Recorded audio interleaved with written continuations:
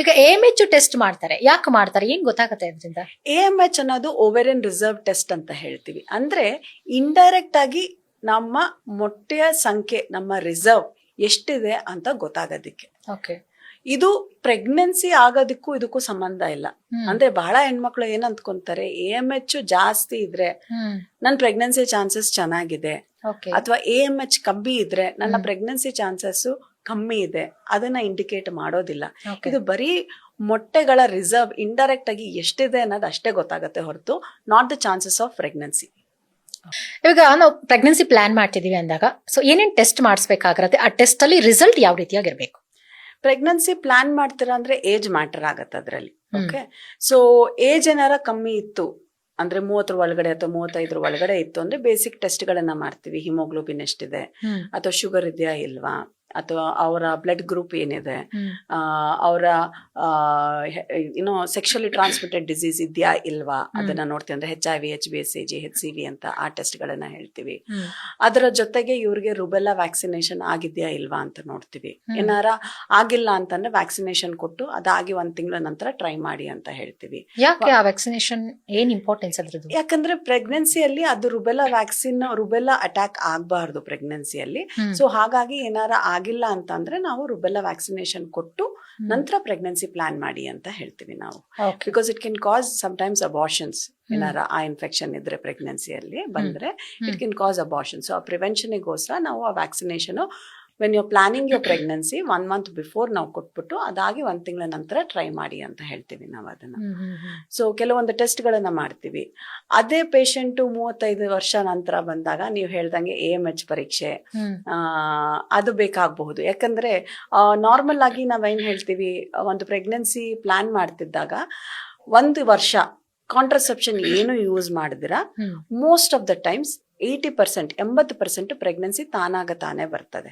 But ಅದೇ 35 ವರ್ಷ ಆದ ನಂತರ ನಾವು ಈ 1 ವರ್ಷ ವೆಯ್ಟ್ ಮಾಡ್ಲಿಕ್ಕೆ ಆಗೋದಿಲ್ಲ. ಯಾಕಂದ್ರೆ ಬರ್ತಾ ವರ್ಷಗಳ ಎಷ್ಟು ಹೆಚ್ಚಿಗೆ ಆಗ್ತಾ ಇರುತ್ತೆ ವಯಸ್ಸು ಹೆಂಗಸಿಗೆ, ಅಷ್ಟು ಮೊಟ್ಟೆಗಳ ಸಂಖ್ಯೆ ಕಮ್ಮಿ ಆಗತ್ತೆ ಹೊರತು ಜಾಸ್ತಿ ಆಗೋದಿಲ್ಲ. ಸೊ ಅಲ್ಲಿ ನಾವು ಹೇಳೋದೇನು, ಎಲ್ಲ ನಾರ್ಮಲ್ ಆಗಿತ್ತು ಅಂತಂದ್ರೆ 6 ತಿಂಗಳು ಟ್ರೈ ಮಾಡಿ. ಅದಾದ ನಂತರ ನಿಮ್ಗೆ ಪ್ರೆಗ್ನೆನ್ಸಿ ಬಂದಿಲ್ಲ ಅಂತಂದ್ರೆ come and meet us. Because ಎಷ್ಟು ಬೇಗ ಆಗತ್ತೆ ಅಷ್ಟು ಬೇಗ ಆ ಹೆಂಗಸಿಗೆ ಪ್ರೆಗ್ನೆನ್ಸಿ ಬಂದ್ರೆ ಒಳ್ಳೇದಾಗ್ತದೆ. ಓಕೆ.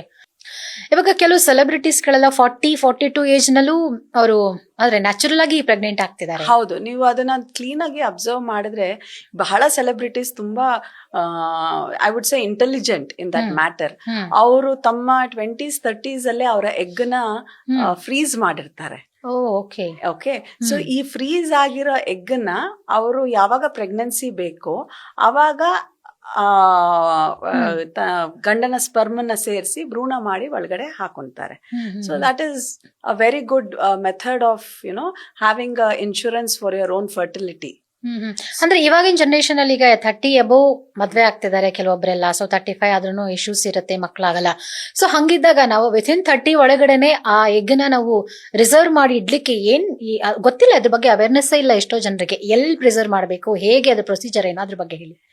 ಎಗ್ ಫ್ರೀಸಿಂಗ್ ಅಂತ ಹೇಳ್ತೀವಿ ಇದನ್ನ. ಯೂಶಲಿ ಯಾರು ಪ್ರೆಗ್ನೆನ್ಸಿ ಇವಾಗ್ಲೇ ಬೇಡ, ನಮ್ಗೆ ಕೆರಿಯರ್ ಮೇಲೆ ಕಾನ್ಸಂಟ್ರೇಟ್ ಮಾಡ್ಬೇಕು, ಅಥವಾ ನಮ್ಮಿನ್ನ ಪಾರ್ಟ್ನರ್ ಇನ್ನ ಡಿಸೈಡ್ ಆಗಿಲ್ಲ, ಅವಾಗ ನಾವು ಈ ಎಗ್ ಫ್ರೀಸಿಂಗ್ ಬಗ್ಗೆ ಹೇಳ್ತೀವಿ. ಸೊ ಬೇಸಿಕಲಿ ಇದು ಏನು ಅಂತಂದ್ರೆ ಆಲ್ಮೋಸ್ಟ್ ಸಮಥಿಂಗ್ ಲೈಕ್ ಅನ್ IVF, ಅರ್ಧ IVF ಏನೇ ಅದು. ಅಂದ್ರೆ ಪೇಷಂಟ್ ಸೇಮ್ ಇಂಜೆಕ್ಷನ್ ತಗೊಂತಾರೆ, 8 ರಿಂದ 12 ದಿನ ತನಕ ಇಂಜೆಕ್ಷನ್ ತಗೊಂತಾರೆ. ಅದಾದ ನಂತರ ಮೊಟ್ಟೆನ ತೆಗಿತೀವಿ.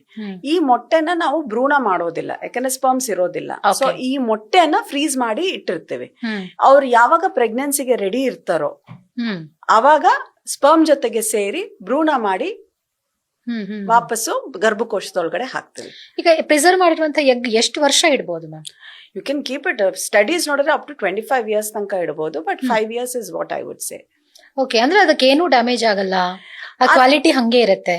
ಯೂಶಲಿ 80% ರಿಟ್ರಿವಲ್ ಥಾಯಿಂಗ್ ಅಂತ ಹೇಳ್ತೀವಿ, ಅದು ವಾಪಸ್ ಜೀವಂತವಾಗಿ ಎಗ್ 80% ತನಕ ಇರ್ತದೆ. ಬಟ್ ಒಂದ್ಸತಿ ಪೇಷಂಟ್ ಒಂದು ಹೆಂಗಸು ಮದುವೆ ಆಗಿದ್ರೆ ಅವಾಗ ನಾವೇನ್ ಹೇಳ್ತೀವಿ, ಸಪೋಸ್ ಅವರು ಕಪಲ್ಸ್ ಇನ್ನ ಪ್ರೆಗ್ನೆನ್ಸಿ ಪ್ಲಾನ್ ಮಾಡೋದ್ರಲ್ಲಿ ಇರೋದಿಲ್ಲ, ಇನ್ನ ಟೈಮ್ ಬೇಕಿರುತ್ತೆ, 3 ವರ್ಷ 4 ವರ್ಷ ಆ ತರ ಇರ್ಬೋದು. ಅವ್ರ ಏಜ್ ಆಲ್ಮೋಸ್ಟ್ 30 ವರ್ಷನೇ ಅಂತ ಇಟ್ಕೊಳ್ಳಿ. ಅವಾಗ ನಾವ್ ಏನ್ ಮಾಡ್ತೀವಿ ಅಂತಂದ್ರೆ ಗೋ ಫಾರ್ ಎಂಬ್ರಿಯೋ ಫ್ರೀಸಿಂಗ್ ಅಂತ ಹೇಳ್ತೀವಿ. ಯಾಕಂದ್ರೆ ಒಂದು ಎಂಬ್ರಿಯೋ ಭ್ರೂಣದಲ್ಲಿ ತುಂಬಾ ಸೆಲ್ಸ್ ಗಳಿರ್ತದೆ, 8 ಸೆಲ್ಸ್ ಇರ್ಬೋದು ಅಥವಾ 15 ದಿನ ಬರೀ ಬಹಳ ಸೆಲ್ಸ್ ಇರ್ತದೆ. ಸೊ ಅದರಲ್ಲಿ ಒಂದು ಸೆಲ್ ಡ್ಯಾಮೇಜ್ ಆದ್ರೇನು ಆ ಭ್ರೂಣ ಚೆನ್ನಾಗೇ ಇರ್ತದೆ. ಬಟ್ ಮೊಟ್ಟೆ ಹಂಗಿಲ್ಲ, ಮೊಟ್ಟೆ ಇರೋದೇ ಒಂದು ಸೆಲ್. ಸೊ ಅದೇನಾದ್ರು ಡ್ಯಾಮೇಜ್ ಆಯ್ತು ಅಂತಂದ್ರೆ the whole thing is lost. So ಹಾಗಾಗಿ ಪಾರ್ಟ್ನರ್ ಏನಾದ್ರು ಡಿಸೈಡ್ ಆಗಿದ್ರೆ, ಹಸ್ಬೆಂಡ್ ಸ್ಪರ್ಮ್ಸ್ ಇವರಿಂದಾನೇ ನಾವು ಪ್ರೆಗ್ನೆನ್ಸಿ ಬೇಕು ಅಂತ ಇದ್ರೆ, ಅವಾಗ ಭ್ರೂಣವನ್ನ ಪ್ರಿಸರ್ವ್ ಮಾಡೋದು is very good, better than egg freezing. But partner decide ಆಗಿಲ್ಲ, ಇನ್ನ ನಮ್ಗೆ ಟೈಮ್ ಬೇಕು, ಯಾಕಂದ್ರೆ ಎಲ್ಲಾರು ಹೆಣ್ಮಕ್ಳು ಇವಾಗ್ಲೇ ಮದ್ವೆ ಆಗ್ಬೇಕು, age should not determine their life ಅಲ್ವಾ. ಇವಾಗ ಬಹಳ ಹೆಣ್ಮಕ್ಳು ಮನೆಯಲ್ಲಿ ಹೇಳ್ತಾರೆ, ನಿನ್ಗೆ 25 ವರ್ಷ ಆಯ್ತು, ಬೇಗ ಮದ್ವೆ ಆಗು. But mentally she may not be you know okay about it to get married so early and plan for a pregnancy also. ಯಾಕಂದ್ರೆ ಮೆಂಟಲ್ ಹೆಲ್ತ್ ತುಂಬಾ ಇಂಪಾರ್ಟೆಂಟ್ ಆಗುತ್ತೆ ಪ್ರೆಗ್ನೆನ್ಸಿ ಆಗ್ಲಿಕ್ಕೆ. ಸೊ ಅವರಿಗೆ ನಾವು ಹೇಳ್ತೀವಿ ಎಗ್ ಫ್ರೀಸಿಂಗ್ ಮಾಡಿ ಇಟ್ಟಿರಿ and try naturally when you want to conceive. Suppose ನಿಮ್ಗೆ ಆ ಟೈಮಲ್ಲಿ ಕಷ್ಟ ಅಂತ ಅನ್ಸಿದ್ರೆ, you always have your eggs there. And ಆ ಫ್ರೀಸ್ ಮಾಡಿರೋ ಎಗ್ಸು ಅದೇ ಏಜ್ ಅಲ್ಲಿ ಇರ್ತದೆ. ಸಪೋಸ್ ಆ ಹುಡುಗಿ 25 ಇಯರ್ಸ್ ಅಲ್ಲಿ ಫ್ರೀಸ್ ಮಾಡಿ 32 ವರ್ಷಕ್ಕೆ ಪ್ರೆಗ್ನೆನ್ಸಿ ಪ್ಲಾನ್ ಮಾಡ್ಬೇಕು ಅಂತಿದ್ರೆ, ಆ ಮೊಟ್ಟೆ ಏಜ್ 25 ಇರ್ತದೆ ಅಲ್ಲಿ ಫ್ರೀಸ್ ಆಗಿರೋ ಏಜ್. ಸೊ ಒಂದು ಭ್ರೂಣದ ಕ್ವಾಲಿಟಿ ಅಥವಾ ಮಗುವಿನ ಆರೋಗ್ಯ ಕೂಡ ಚೆನ್ನಾಗಿರತ್ತೆ ಅವಾಗ.